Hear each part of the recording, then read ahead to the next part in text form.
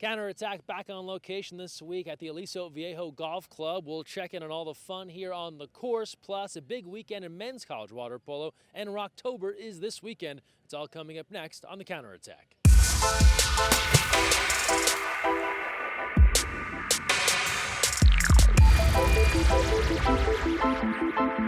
Hi everyone, Greg Mescall here. Thanks for joining us on the Counterattack. We're here at the Aliso Viejo Golf Club for the USA Water Polo Southern California Tournament, presented by Hoag and Hoag Orthopedic Institute, and we'll get to all the fun here on the course later on. But for now, we start with men's college water polo. Two big matchups this past weekend as USC and Pacific met once again, and then Pepperdine trying to make history going up against Cal. We've got all the highlights for you right here on the show. For the second time this year, Pacific looking to defeat USC. It was number 3 meeting number 4, and the Tigers did exactly that, this time in their home pool in Stockton. The Tigers take it 12-11. They were paced by 3 goals from Age Cholak as he fired in a hat trick in the victory. Matt Hosmer continues to have a strong freshman season as he contributed on the offensive end as well. And for the first time ever, Pacific defeats USC twice in the same season.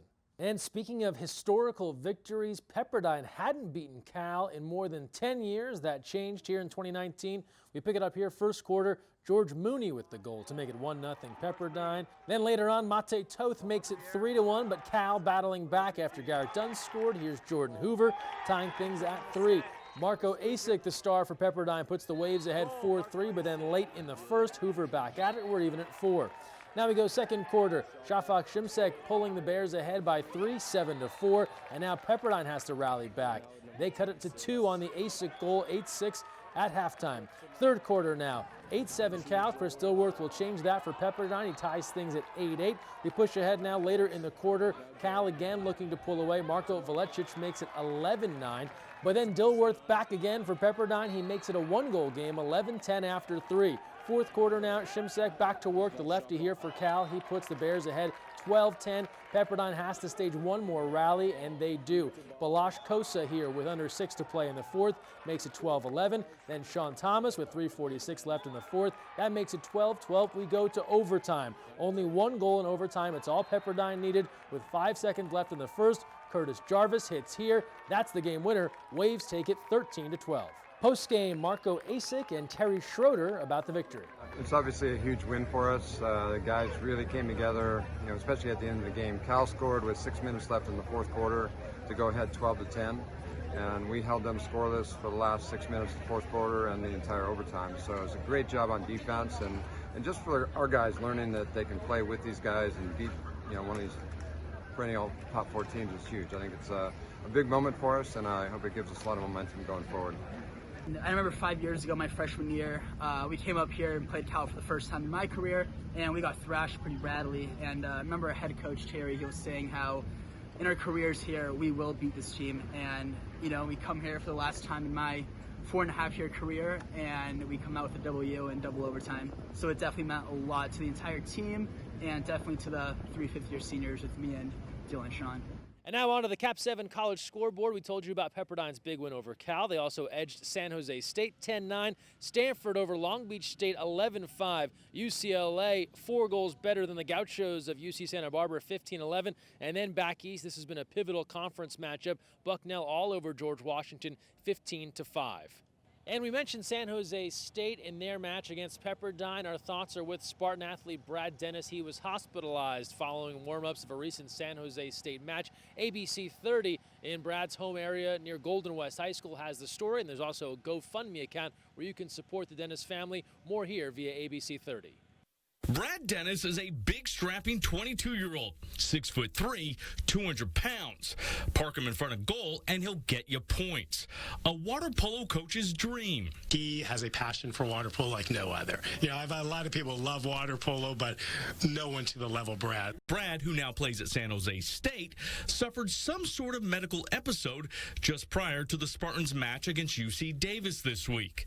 According to a GoFundMe page set up to support the family, Brad is hopeful of leaving ICU soon as doctors work to repair his severely damaged lungs. Doctors are very, very hopeful. They're very hopeful that he will make a full recovery, but they also know that's a long road. The recovery process will essentially end his senior season with the Spartans, but a healthy Brad Dennis is what everyone is looking forward to.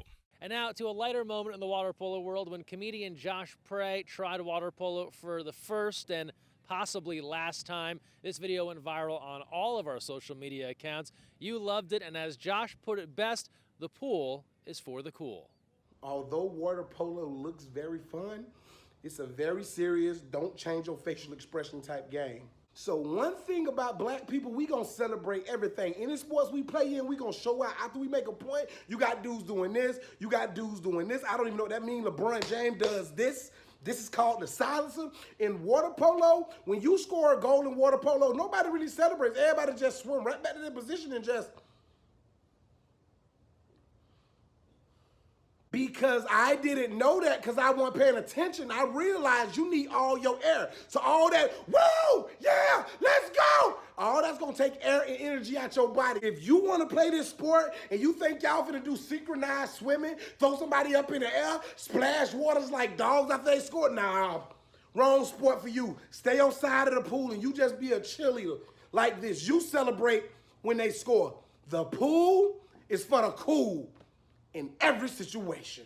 And now we look ahead to this weekend in Mesa, Arizona, where the Rocktober PCA 12 and Under Classic will get underway. Make sure you're following all the USA Water Polo social media accounts at USAWP. We'll have live coverage starting Friday through the championships on Sunday, and of course, full highlights next week right here on the Counterattack. So best of luck to all the teams competing this weekend in Arizona. Full schedule available now at usawaterpolo.org.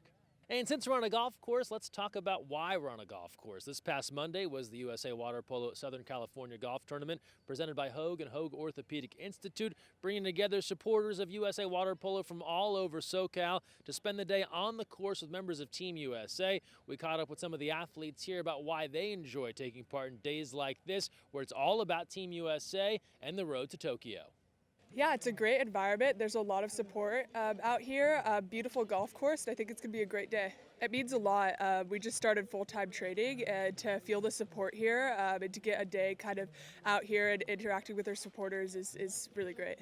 Yeah, it's great. I mean, we have a really great turnout this year, and it'll be fun. Hopefully raise a lot of money for USA Water Polo, and it's going to be really fun today. Yeah, it's a cool environment. The place is absolutely gorgeous. Excited to see how people play and talk to everyone.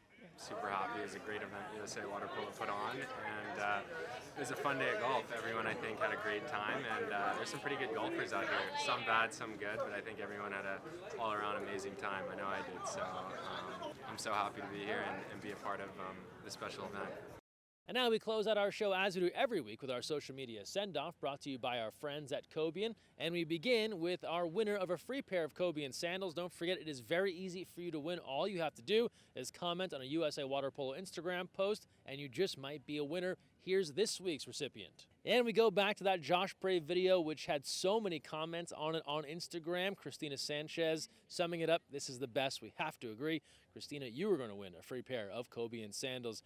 Back east, the Washington Wetskins around this time every year host their Wetskins Invitational. Great to see community support, as Washington, D.C. Councilman Brandon Todd was there to support the Wetskins and the rest of the competitors. Maddie Musselman, Olympic champion, also now on Instagram sharing her love for food. Check out her new Instagram account at Must Have Food. Get it? Maddie Musselman, Must Have Food. This week, designing Halloween cookies. Very on target with Halloween, just a couple of weeks away. From there, it's not Chris Evans, but it is a superhero, Johnny Hooper at LA Comic-Con, talking with other athletic superheroes via the Comic-Con Los Angeles Twitter account. More Elise Williams wedding news, engagement party this past weekend. We showed you the proposal. We're pretty much going to track this thing all the way to the altar. Has Elise said yes to the dress? Find out only on the Counterattack. Alex Bowen is playing abroad for Mulatos, but the San Diego Padre chop, it works at any latitude. Check this out. If you know about the This is Sports Center commercials from ESPN, you'll like this from the Loyola Marymount University men's water polo team. Matt, what are you wearing?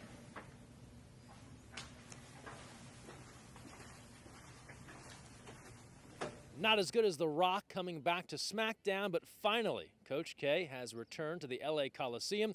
First time since the '84 Olympics. He was there to cheer on the 49ers. Maggie Steffens talked about her Puerto Rican heritage for Hispanic Heritage Month with Team USA. Check out the article on teamusa.org. And last week, we told you about the FINA Men's and Women's Intercontinental Tournament headed to Indianapolis. Team USA athletes are getting pumped, including Chancellor Ramirez. Check out this tweet here from Chancellor04. And that's the best of water polo on the internet this week. Thanks for all your submissions. Keep them coming. Use the hashtag counterattack. Tag us at USAWP. We'll share what you're sharing. That's all for this week's episode from the Aliso Viejo Golf Club. Thanks for joining us. And don't forget, when you're on the counterattack, look weak side.